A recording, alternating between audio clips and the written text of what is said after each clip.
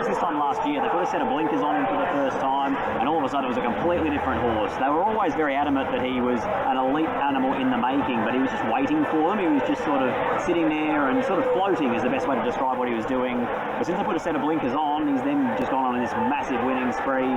The history says that the winner of the railway is normally at the bottom end of the weight scale. It's normally through also the Asian Bow. He's that exact profile horse. Pretty keen on him. Let's start our preview with the one on Western Empire for Grant Alana Williams and Billy Egan reunites. It's amazing to think that 4 years ago Western Empire won a railway stakes, and now he's here as an 8-year-old looking to win his second, and he's in with legitimate winning claims as well.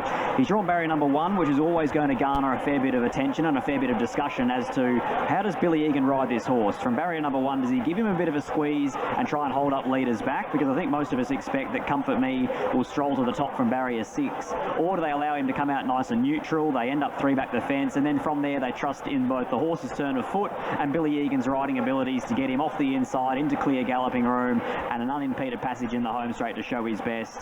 Thought he was very good in the Lastia. He was a beaten favourite, but he drew wide. He went back on a day you had to be up on pace. It was also a very slowly and muddlingly run race in that 1400 metre weight for age feature, and sectionally he was huge. He couldn't have done anything more than what he did.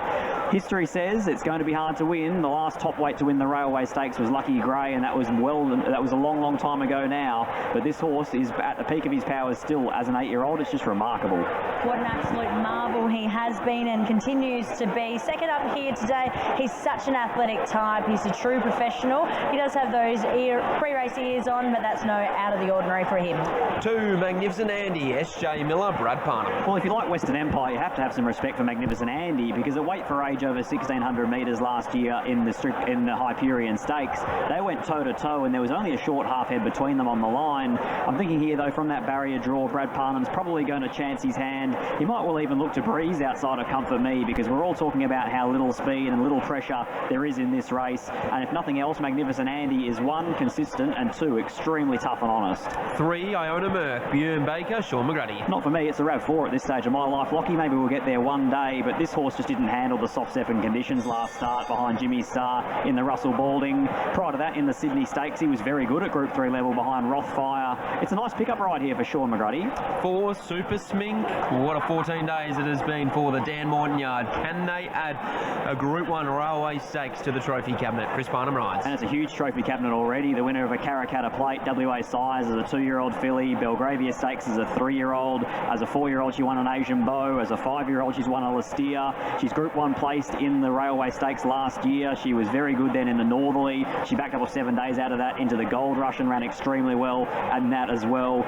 You know what you're going to get with Super Smink. If she's 3 deep cover, watch for her launching late. She's beautiful, isn't she? She's come back even better this preparation. Such a professional in her stride as she just takes it all in here, and fantastic throughout the coat. Her dapples are really starting to come out. 5, in good order, is the stablemate, Sean O'Donnell rides. Well, there's a bit of a case to be made for him at odds. He gets a 3-kilo weight swing off Super Smink from last start and was only beaten half a length. He's also a second-up specialist, 3 starts, 2 victories, and 3 of his 5 wins in his career are at 1600. So as much as he's only just been thrust into this company from his win in the Van Heemst at 2100, and he's probably on a long-winded campaign towards a Perth Cup as his ultimate goal, these races along the way, he's not out of it at odds. Well, Scotty and Locke, I know you know how much I love this horse. He's a fantastic looking animal, just such a beast. He's nice and strong behind. He's slightly sweaty, but I'm not too concerned about that. He's taking everything in with his stride. The 6, Osipenko, is the second of the East Coast Raiders. Chris Waller, Tim Clark. Well, there was a run that Osipenko produced in the Shannon Stakes, beaten 2 1/4 by Waterford, which was really, really good, and probably at that sort of level that you would expect to see of a Railway Stakes type horse coming into a Group 1 handicap here today. Then was extremely well placed by Chris Waller last start, went into the Little Dance, carried 62 kilos and got the job done on a soft 7. The format of the Little Dance, very questionable for this level of racing, but gets monstrous weight relief down 7 kilos. The barrier draw, though, was a bit of low. Always intriguing seeing how our East Coast Raiders do travel over, and they did make their way over on Monday, but he has come over in fantastic order, very relaxed here in the yard. 7, Comfort Me, the 9-year-old Reece Radford, Holly Watson. He's placed in this this race on 3 separate occasions. This is his 5th Railway Stakes, Comfort Me. He's been an absolute marvel for Reece Radford and Connections, the winner of over $1.7 million in stake money, and that's having only won one singular feature race in his entire life, and that was the Eurythmic last year. He's looks like he's mapped to lead without much speed, without much pressure. Why can't he give plenty of cheek for Holly Watson? 8 Diamond Scene. He's fresh on the scene here for Michael Grantham and Clint Johnson-Porter, looking for their 4th winner on today's program. You talk about market movers, $18 into $9, now $9 into $6.50. All the talk has been about how Peter's Investments would be heartbroken that they couldn't have got Cosmic Crusader into this race, how it was a sad story for Clint Johnson-Porter. He's going to have to ride the second stringer of the Cerise and White in Diamond Scene. The punters aren't subscribing to that theory whatsoever. They're actually backing him as a big winning chance here.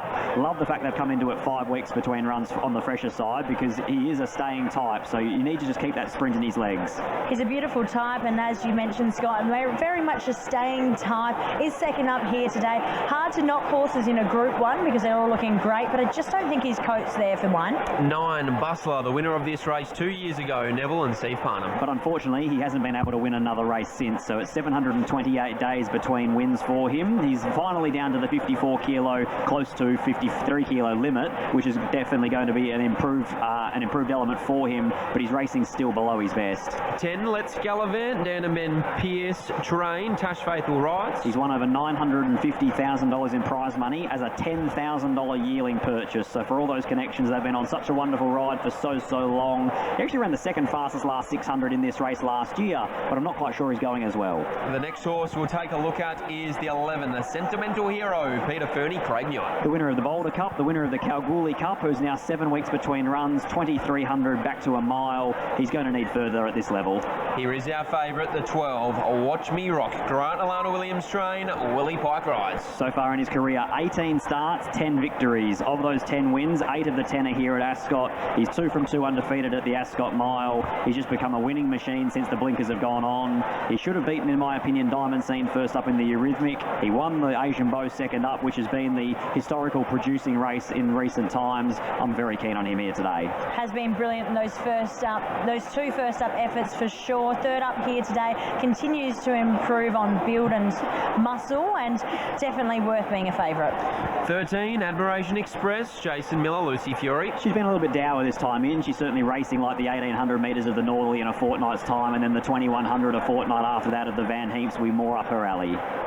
The 14, Depth of Character, Annabelle and Rob Archibald, Reece Jones rides. Had he drawn a barrier, I probably would have nearly gone his way ahead of Watch Me Rock at the price points. He drew barrier 20 of 20, so he'll jump from 16 on race day. But it's the exact same profile as Annabelle and Rob produced last year with Port Lockroy. Beaten 2.5 lengths in a Golden Eagle, then to a Group 1 handicap down towards the minimum. He certainly looks like, with the Autumn Glow form, he has to be extremely well respected. Another one of our East Coast Raiders here, and he looks fantastic. He's travelled over in very good order. We know what they're able to do, the Archibald combination, and here today looks very much a winning chance.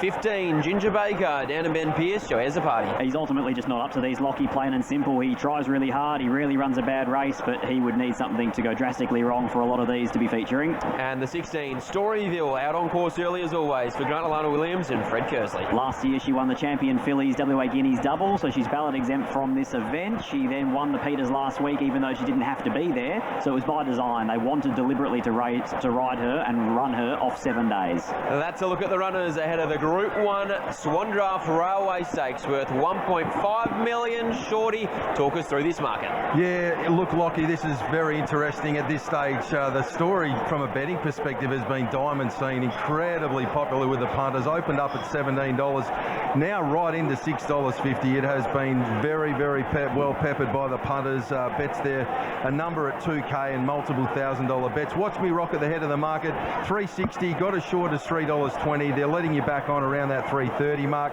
Western Empire, we did get a bet of $10,000 on this horse despite it drifting. It's $4 to $5.50. Super Smick 8 out to 11, and there are some roughies that have been spec'd at longer odds in good order. Horse number 5, 11 Sentimental Hero, 81 into 51, and horse number 13 has also seen some support. Admiration Express, 51 into $34, just out to 41 as we speak. But we'll make the market mover for the big Group 1, horse number 8, Diamond Scene. What are you really gambling with for free and confidential support? Depth of Character coming up.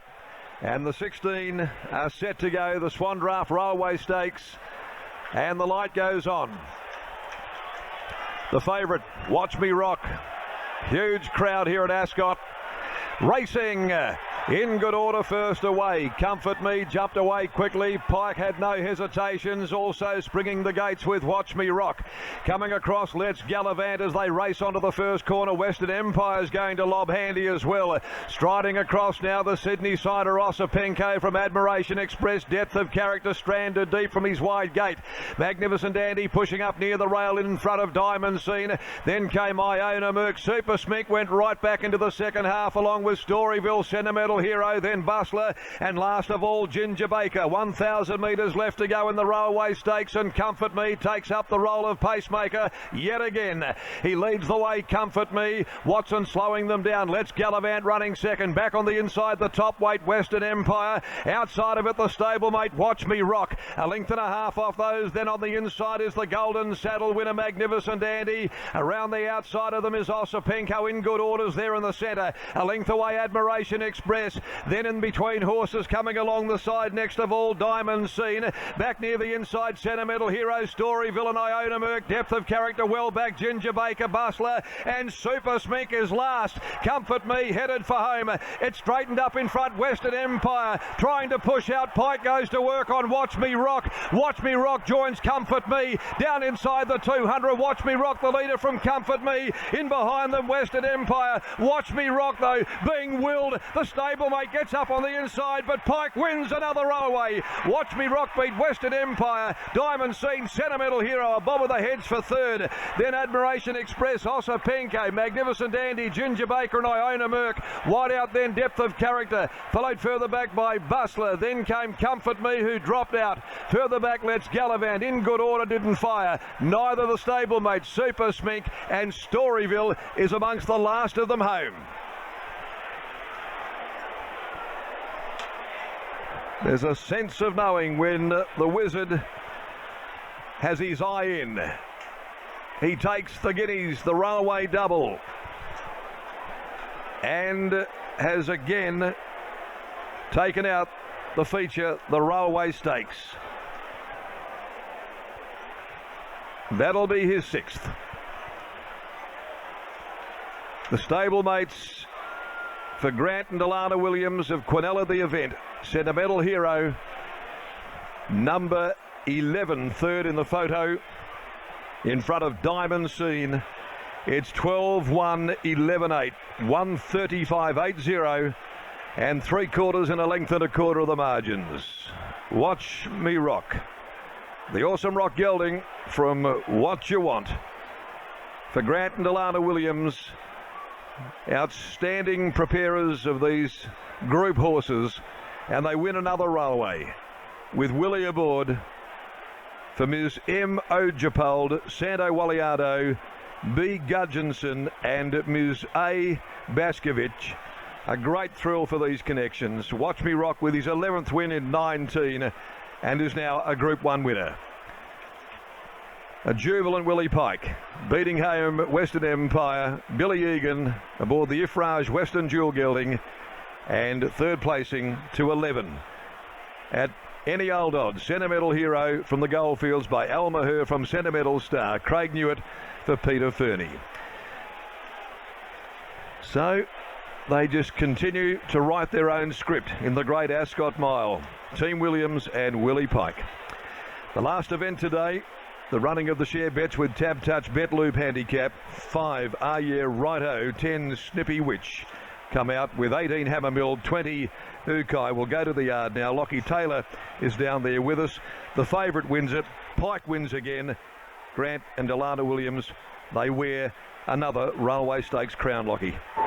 What a story, Darren. Watch Me Rock in start number 19 wins for the 11th time in his biggest race to date. He takes out the Railway Stakes. Santo Waliardo, his second railway in the last 3 years. What a result as Grant Williams joins me now. Grant, you can breathe a sigh of relief. What a result, what a horse and what a ride. Yeah, righto. Yeah, it's a good result, yeah. First and second, Pikey's got it right again. Like, I thought he was on the wrong one. Honestly thought he was on the wrong one. and then it just worked out that it actually worked out better for the stable for him to ride Watch Me Rock, because you know how we love Billy, but he couldn't ride 54, so it worked out good. Describe your thoughts and emotions over the last few weeks. Yourself and Alana, you've been in this pressure cooker environment so many times before. Are you getting better with dealing with the pressure? No way. No, not at all.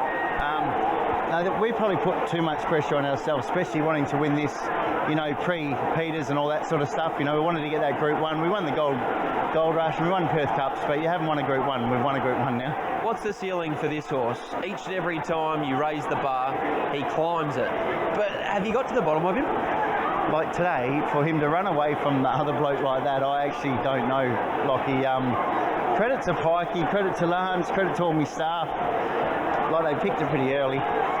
You speak of your staff. Alana, she's been out of action riding behind the scenes with a broken thumb for the last month. How important is her feedback when she hops on these Group 1 horses, and what's that been like, a different dynamic over the last 4 weeks? Put it this way, I'd rather back riding than hanging out next to me when I'm out there on my own just getting a bit of peace and quiet in the tractor. I'm not fast, but I can't get rid of I can't get rid of that tag. But look, you know, when it happened, she was Devo, obviously, but we're very lucky, our riders that we've got at home, our staff are like, they're just all A-graders. You know, Mads and Sam, Chanel, they're just so good. And I said to Lance, like, so what? Like, I wish I'd break my finger. Railway number 6, how does this compare to others? Yeah, I'm going to go out on a limb and say it's my best one, because we're public now, we're public trainers, we've had so much support over the last 3 years to get back to where we were. You know, a lot of people thought, oh, without Peters, you're nobody. Well, we are, we go good. Team Williams are stars, congratulations. Thanks a lot. There's Grant Williams after the winner of Watch Me Rock. Here's Willie Pike with Scotty. Willie's done it again. Railway number 6 for the Wizard of the West. He puts the Swan Draft cap on. Willie, sigh of relief? Yeah, absolutely. I suppose at this stage of my career, I judge myself on how I perform in the big races, and it's been a few years since I'd won a Group 1, and I don't know, I find it hard to say you're the best if you're not winning Group 1, so I'm the best for another. What about it? Best this week anyway. What about on Tuesday when the barrier comes out, barrier number 4? It can make a massive difference. It certainly can and does. It was obviously I landed in a prime position. Didn't expect to be that close, and I didn't expect to hit the front that soon. Credit to the horse, credit to the team. They just, I don't know, they turn him out for these big races like no one else can. What about the second horse, Western Empire? You've had such a good association with him. I'm sure you felt him and could feel him coming to your inside. Yeah, that's right. When he got a sort of very nice passage through, I thought, oh, this isn't good. Yeah, I was happy to make there's a lot of pressure here because I had to make a right choice. I got very lucky with barriers, but I'm just happy, you know, a few things went my way. I made the right choice, and we're here in Group 1.